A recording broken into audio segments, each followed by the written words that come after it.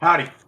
Well, it's been a while since I made a video, and I figured I'd make a video to answer anybody that had a question about that number 17 on the wall at the Beef O'Brady's. In that picture from, well, that autofocus messed me up. Anyway, that was the number 17 on that t-shirt in the Beef O'Brady's video. That picture. And I have notes this time, trying not to be so extemporaneous.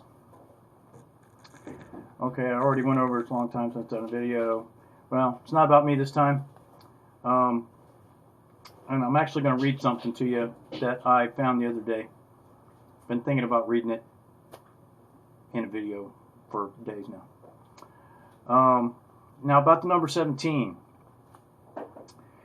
17th letter of the alphabet is Q.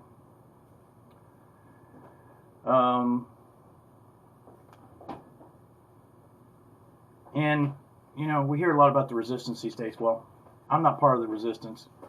I'm actually part of the acceptance. Q is not a LARP, not a conspiracy theory. Q is actually something worth paying attention to. Now, I don't follow Q myself. I actually follow a few Anons, and I will leave a couple of links in the description of this video to, you know, if you're curious, want to find out, want to learn something, try to get a good visualization of what's going on in the big world and what's being hid from you if you're stuck in the soundbite society, part of the low information crowd.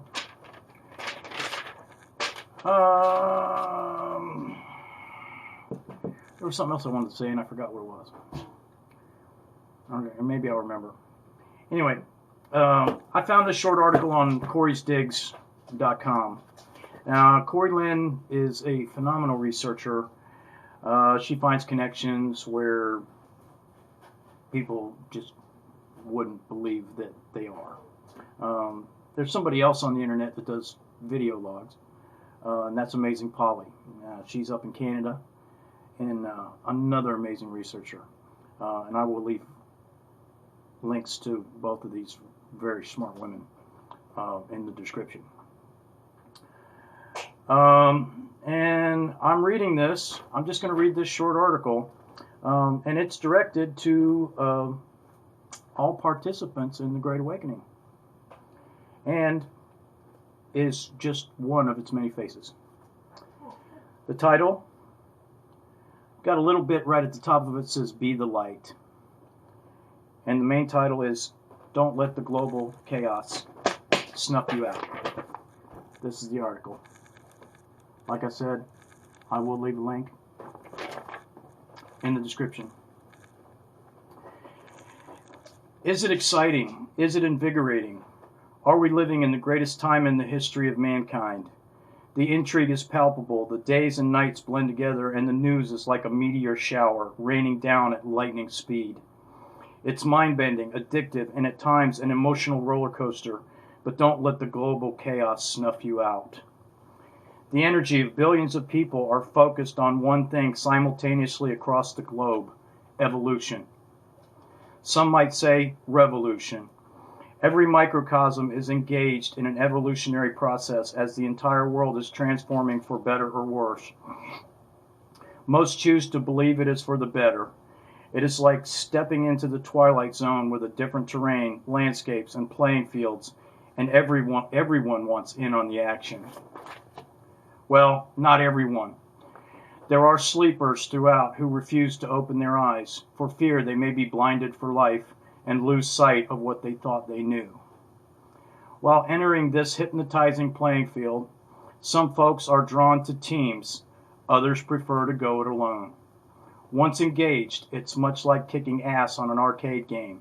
You keep figuring out the next level, the next play, seeing the enemy go down, and wanting to stick it out to the wee hours of the night until you feel fulfilled, only to wake up the next day and repeat the same actions. Is it exciting? Yes. Is it exhausting? Yes. Is it the biggest adrenaline rush you've ever felt?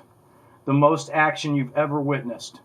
Have you become your own superhero, or have you chosen superheroes to idolize?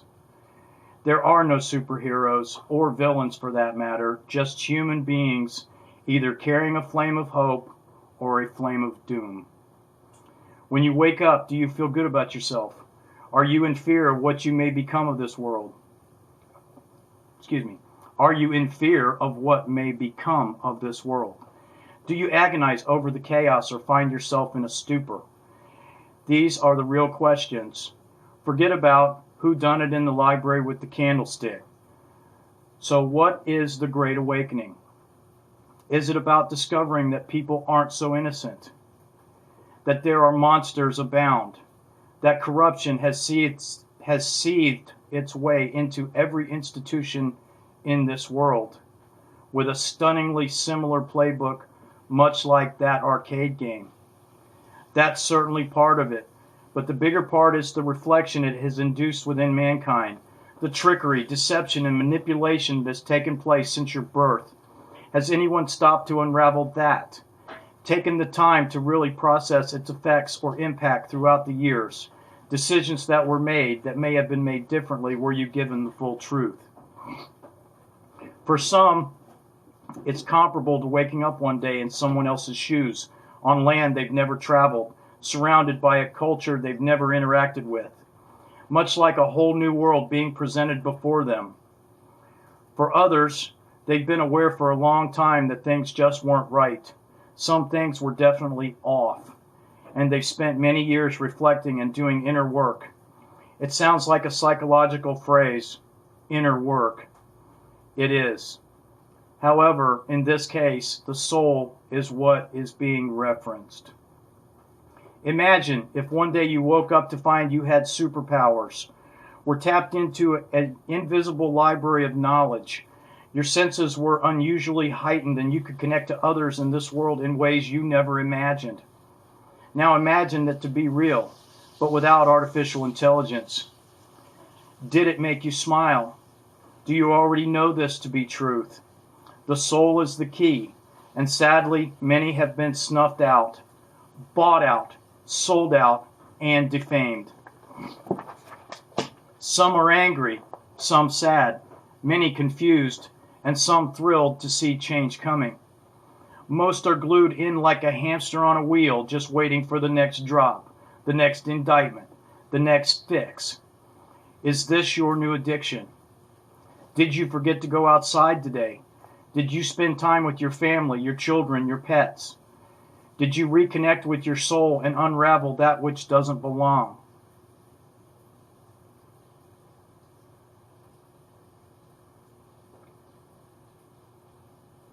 Did you love yourself today?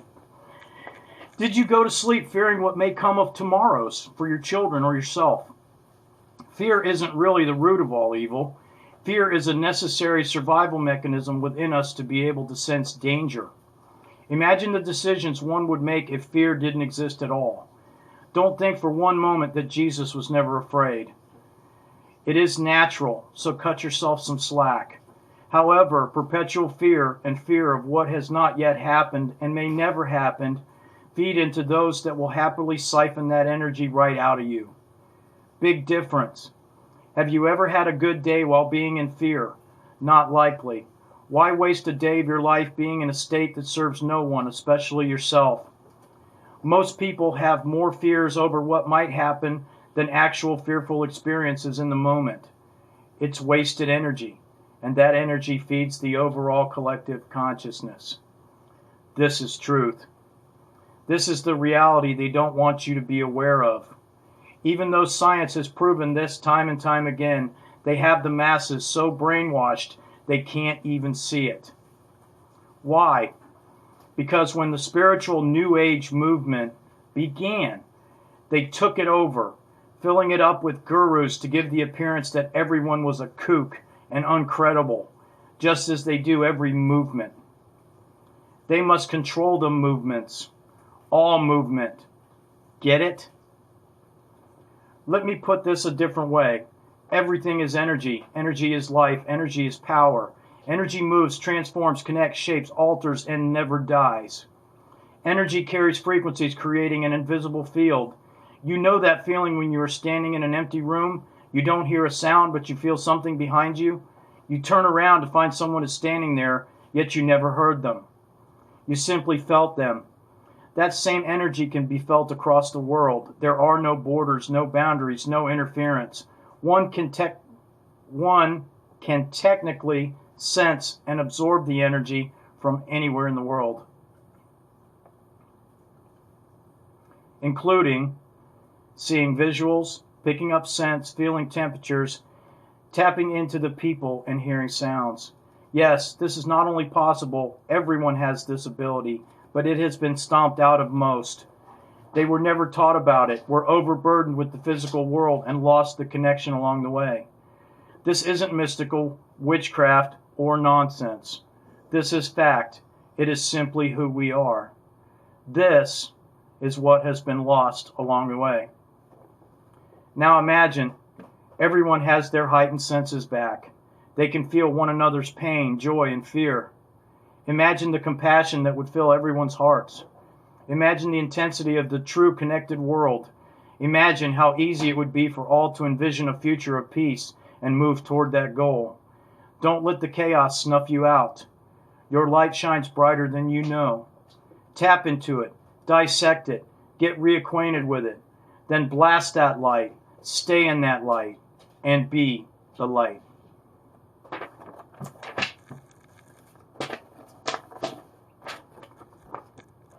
I will leave a link to Corey'sDigs.com. I found that the other day. I felt like reading it to you. Made me feel better. Gave me a little bit of hope. Made me feel not so alone in following the Q drops.